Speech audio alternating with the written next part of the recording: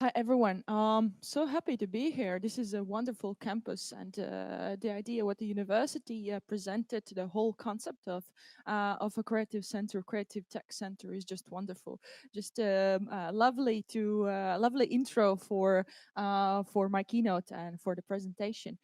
I'm Gunita Kulikovska, and I'll be touching upon participation a little bit more, as it is as well one of founding blocks of Augmented Urbans, and very much discussed in the last decade. But first of all, I want to understand, why are you here? You've been coming this morning, taking hours from your daily duties, spending time with us here, listening to us. What brings you here? Where are you from? Who has been working with the XR before? Okay. Who's coming from urban planning fields? Planners in the front row. Very well. Who has no clue what we are talking about, and is just has a huge curiosity about what is there. Very well. You see, and I like honest answers, and I really would like to encourage you to continue in such way, and don't just listen to the speakers here presenting, but um, get new connections, network within, and the super cool guys in here in this room, and during the whole day. And this is where the participation actually starts. Lovely to be joined around the XR as well. Yeah, a little bit of my passion and how it started for me. Who of you have been building tree houses when you were kids? A much more of a hands raised, right? I was one of those kids and doing so much of like variations of the tree houses. And one of the things that stand out to when I think about it is not just the house itself, but actually the surroundings and how it all fits into the landscape, and where are the viewpoints? How do I organize the terrace, the kitchen, and so on and so forth? And guess who? Where I went to study after the high school? Architecture, obviously. However, it went out a little different than I was expecting. And when my first project, like for the first, I think around 3 courses, you're just learning how to visualize and how to create and how to be an artist in a way, the architect in a way. But then on the very end, you get to present your visions in the big posters, to the people, and to the communities, and you understand that they have no clue about what you're trying to say to them. And in fact, all the other ways of communicating with non-professionals, or basically people, are just simply not enough to be able to deliver the idea, to be able to immerse, in the vision, and to actually get some kind of valuable feedback out from that communication. So I started to dig more into the participation in placemaking, and started to get more interested in what's going on. So this is the project. This is the project where basically was one of the first in Riga to develop with a community one urban space. And there should be a little bit of animation. There are a few of the images, but it's actually interesting to see how it turned out. Yeah. Anyways, so basically involving the community, turning the very blank space, or maybe you can delete that one on the front. Maybe it's not added. Try to. Okay.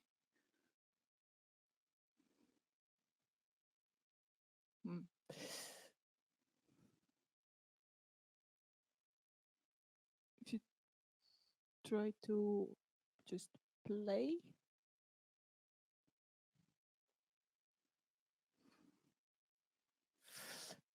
Too bad. Anyways, that happens. So involving the community on basically turning a very empty pocket space in a very neglected neighborhood into something that would actually become a kickoff for the community gatherings. And in that was like a 2 years process, basically, in working workshop after workshop, intervention after intervention, trying to figure out what are the methodologies and how to involve the public and designing the space.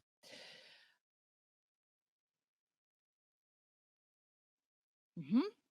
Another participation topic, youthification, or basically youth and the space.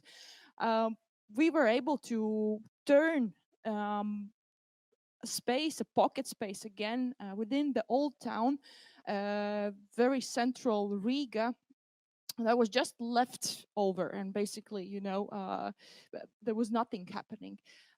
We turned that in a few days, basically, and nights, I have to say. We turned it into the skate park, or basically a skate ramp for the youngsters.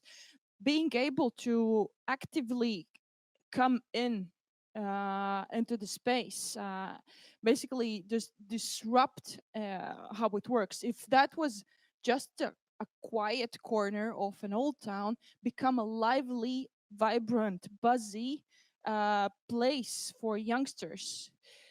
Old towns are, at least in Riga case, they are concentrated with the schools and kids and children and youth and any levels and ages to hang out, but they don't have a space where to hang out. So, what are the communications and how do youth merges with old city structure? And we were able to bring Janne Sario, a landscape architect and a skate park designer.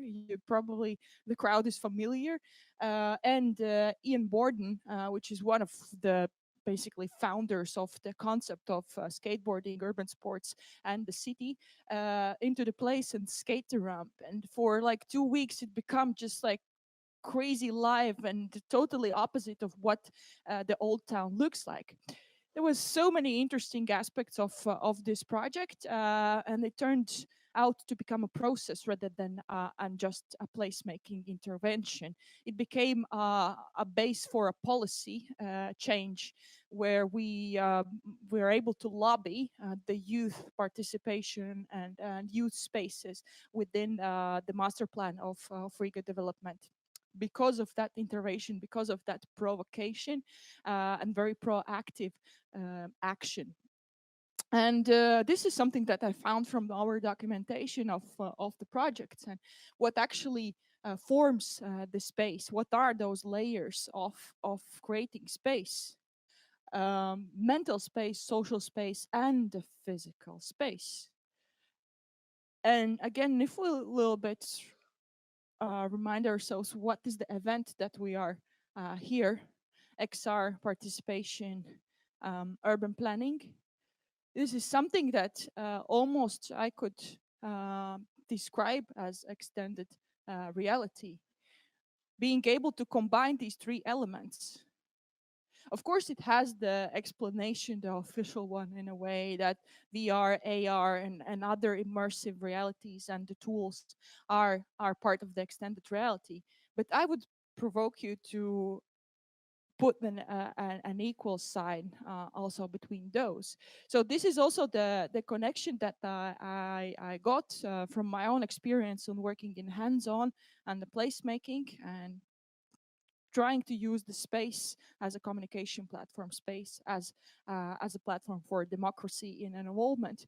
And XR for me is playing the same role, just having a few more benefits, being able to scale and to address in a much wider context and in much shorter time, I'd say. Because if those projects take a lot of time, then building the project proposal for XR takes a little less time. All of those solutions, however, are to live the way we plan or redesign the planning culture, I'd say planning and participation culture into this another level. And this is, I think, a connection that I would really encourage to discuss maybe with the planners and XR companies and XR specialists. Like, how do we actually redesign the planning cultures and participation cultures with the digital tools? I don't have answer, and I'm not here definitely to give you any answers of these questions. I'm just here to actually ask questions. Technology versus process, then, because would you agree that the first thing that comes into your mind when we think about or we speak about XR is right technology, glasses? Then when we discuss like what is the application of technology, we say, oh, it's not scalable, it's not yet there, we don't have the VR gear in our purse, we don't carry it along. But is it really the value of the XR? Is it really just the technology, or is it the redesigning the workflow, or questioning in a way why we are planning in general and what the participation means? And this goes very well together with short term versus long term. So whether it's a short term visualization where we put a lot of efforts and emphasizes, architects are probably very familiar with building the sales picture that has to embed everything within it, instead of actually building an engaging design process. Sometimes, in fact, we kill our long-term visions just for short-term goals, to have just like short-term gains, have a wow effect. And technology in such way has been for a long time playing this novel branding, looking smart and good and progressive role. But I believe that there is much more that it can do for planning and participation. Okay, knowing all of that, uh, agree or disagree, where do we start? Like, what is really, if we are planners, if we are architects, if we are working in municipality, we are really ambitious and motivated to have inclusive, participatory city. What are the questions that we should ask? And this is where I really would love to put the order of how I think a question should be asked. Starting not from a technology, but starting from the process and an audience, basically, on why are you trying to actually involve the public? What is that story that you want to tell or you want to open for discussion? What is that call to action? Is it this pocket space that we want to refurbish, or we want to redesign, we want to make it active, because we know that in this area we need more youth activation. We know that there's a new urban generation that we have to invest. So this is the story, this is the call to action that we start. How? What is that user journey? So what is that youngster who is he or she that will actually take part in our participatory process? Does he go to the school, and we're going to meet him in the school to show something or engage something, or he's going to come to us, or we're going to go to the skate park and just have a pop-up there and run a interactive workshop or a session? And just after that, the very last thing is the technology that we use. And I have to say that also from Augmented Urbans perspective and the project experience, it may be a lot of technologies like kind of coming into the place in a different urban planning stages for different participatory levels. There are technologies that are more easy to use, that are more mobile, and there are technologies that are more heavier and requests a very dedicated space for that. So it's not starting about what, but it starts about why. Now, You're here a very active community, I guess, right? You've been taking part in creating either a campus or the city. How do you participate? What has been your participation experience? Can you share a little bit? Who has participated in some sort of discussion about the neighborhood where you live in? Okay, you see, there are. So those were neighborhood meetings. So how did you feel about them as such? It's isn't it a one way? Feel free. Like it doesn't matter if I have a mic.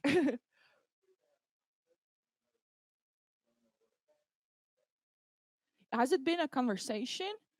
Has it been open questions, or it's been, hey, this is the vision that we are presenting, and do you agree or disagree? Okay. Okay, that's the one thing. What are other participatory methods or events or actions that you have performed yourself or taken part? Go on.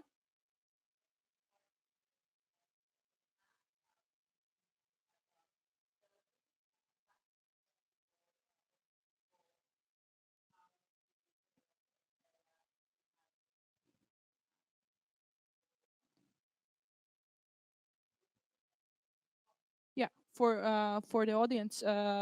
So the app based, the digital tool that allows you to tag the location, add your comments, agree, disagree on some other proposals, right? So digital interaction, and I'd say then we can say there are two levels already in nowadays that we can use as a participation platforms. The one is offline, physical meetings, workshops, interactions, planners sitting next to the people, discussing directly, hopefully in an inclusive way. The methods are also developing, and the online one, the digital realm, that we have to be present and we have to uh, grasp, right? There are there are many ways on how to use the XR. I'll try to just point out the three levels that serve for both for online and for offline. The first is being able to teleport, virtually teleport. So while we are having a workshop in the meeting with the community, we can very quickly teleport to any place in the city wherever we would be. We can teleport to any corner, a pocket, and put on the glasses and immerse ourselves within that space. And you can imagine that discussion on the spot is definitely much more productive than trying to put yourself like, oh, how was that? Was it good or not? Or was there a sun coming in from that corner or this corner, right? So being able to put virtually teleport into any place. Experience simulation is something that you can put the user into the shoes of like using the space. So basically being able to immerse into the some user journey, like for example we can experience how it is to use the space for the person with the fewer opportunities, okay, or even having I don't know, hit your leg and being not able to function well. How does it feel? What is the simulation of that?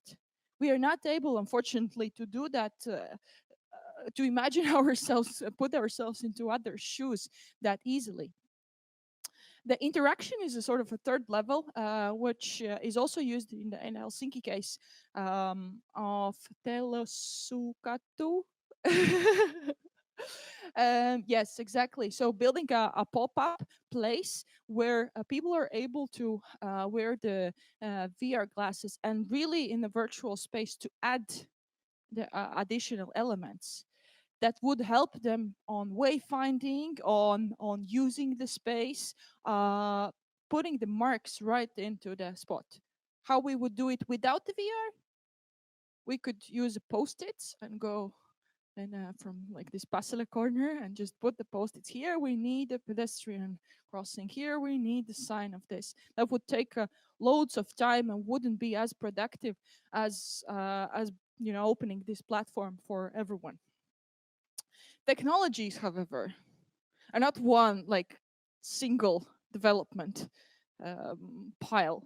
They develop together, and there are other technologies that we can very well integrate within the planning process. For example, the chatbots, especially on online communication, right?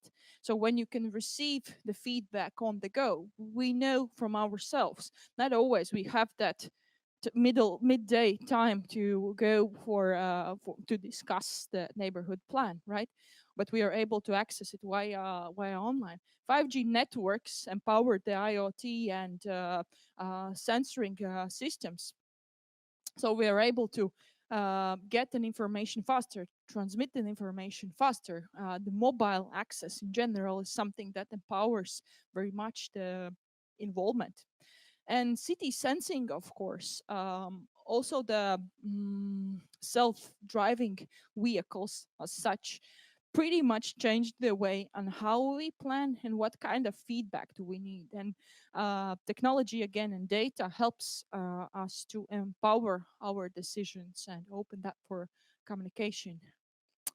Very fast forward, a lot of questions. I really hope we can continue the discussion, and I'm looking forward to hear other speakers insight into that. Thank you.